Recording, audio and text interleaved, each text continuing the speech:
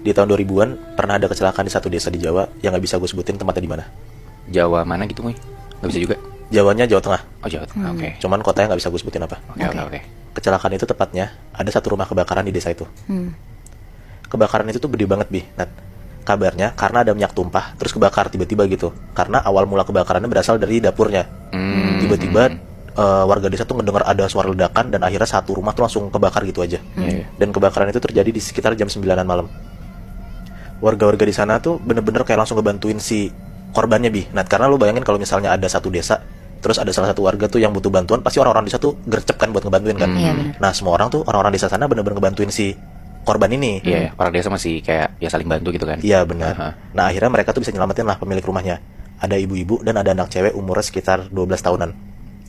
Setelah mereka berdua diselamatin, ada salah satu warga desa, cewek ya, kita sebut aja namanya Maya, teriak kayak gini ke warga desa ini. Aku lihat masih ada satu orang, Mas, dalam sana, tolong bantuin gitu. Nah, dia tuh ngomong kayak gitu karena dia bisa ngeliat dengan jelas banget dari jendela luar gitu.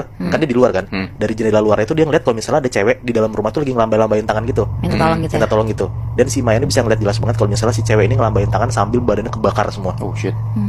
Tapi pas Maya lagi teriak-teriak kayak gitu, bener-bener gak ada satu orang pun yang nanggepin. Karena si orang-orang desa tuh lagi bantuin ibu sama anaknya kan. Nah, gak lama setelah itu, tiba-tiba ibu-ibu yang baru diselamatin sama warga desa tuh ngomong kayak gini, anak saya masih di dalam, Mas, tolong bantuin. Gitu. Yang cewek tadi ternyata. Iya, nah akhirnya ngedengar si ibu itu ngomong kayak gitu, barulah warga desa tuh gerak buat maju masuk ke dalam rumahnya. Tapi karena warga desa tuh lama ngebantuinnya, sayangnya anak itu meninggal karena kebakaran hebat. Dan si Maya itu ngeliat pakai mata kepalanya sendiri gimana si cewek ini kebakar semua sekujur tubuh dan meninggal di tempat. Dan si cewek yang mati kebakaran ini kita sebut aja namanya Ami. Umurnya sekitar 18 tahun. 2 minggu berlalu kejadian kebakaran itu ternyata bener-bener ngehantuin si Maya banget. Kenapa? Karena dia jadi satu-satunya orang yang lihat kalau misalnya si almarhumah Ami ini meninggal karena kebakaran itu. Serem banget sih ngeliat ya Ami ini kebakar gitu kan. Iya, dan dia doang lagi bilang. Nah, dia tuh masih kebayang banget sama kejadian itu kan. Karena dia pun juga ngerasa kayak harusnya gue aja yang masuk di sana daripada gue nungguin warga desa lama ngebantuin, harusnya gue bisa masuk duluan gitu loh. Dia nyesel gitu. Iya, dia nyesel lah karena dia nggak bisa ngebantuin si Ami yang udah meninggal kebakar ini. Tapi perasaan itu dia pendam sendiri, nggak pernah diomongin ke siapapun termasuk keluarga dan teman-teman dekatnya di SMA. Jadi by the way si Maya ini umurnya sekitar 17 tahun, masih SMA. Nah, ada di satu malam dia tuh lagi tidur pulas banget nih si Maya ini. Tiba-tiba dia kebangun karena dia dengar ada kayak suara gaduh gitu. Pas dia buka mata, ternyata tuh rumahnya lagi kebakaran hebat.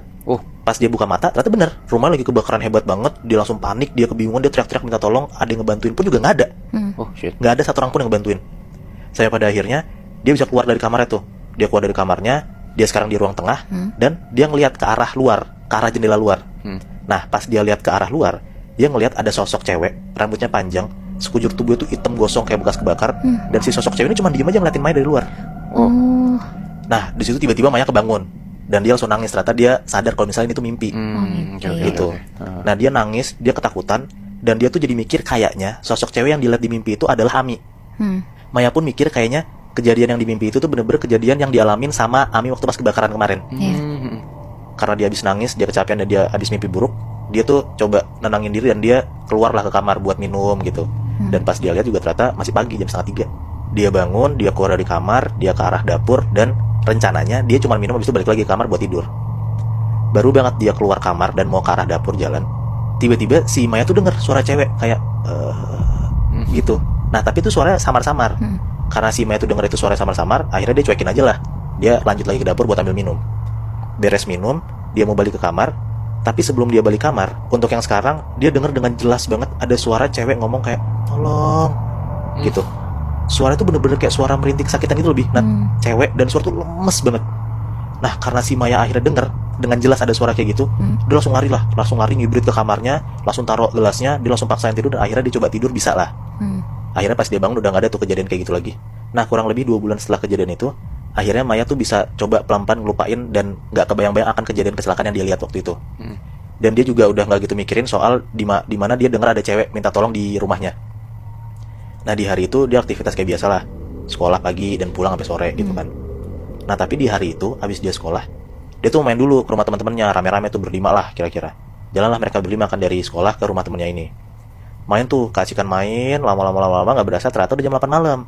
Karena udah malam, si Maya ini ngajak lah teman-temannya balik, tapi ternyata teman-temannya gak mau balik. Mereka malah ngomong kayak, kita sampai malam aja di sini Maya, kan besok Sabtu ini gitu, nginep aja apa enggak gitu. Nah, sebenarnya tuh Maya mau banget main sampai malam, apalagi nginep. Cuman mamanya tuh udah SMS mulu buat nyuruh Maya balik karena udah malam. Dia takut banget sebenarnya pulang sendiri jalan kaki. Tapi pas dia ajakin teman-teman yang gak ada yang mau, akhirnya dia terpaksa buat pulang sendiri dong. Jalan kaki tuh malam-malam dari rumah temennya ke rumahnya dia sendiri. Iya, daripada dia nyokapnya gitu kan. Iya, benar. Hal lain juga yang bikin dia takut sebenarnya, kalau misalnya Maya pulang dari rumah temennya ke rumah dia tuh harus ngelewatin rumah Ami yang kebakaran itu.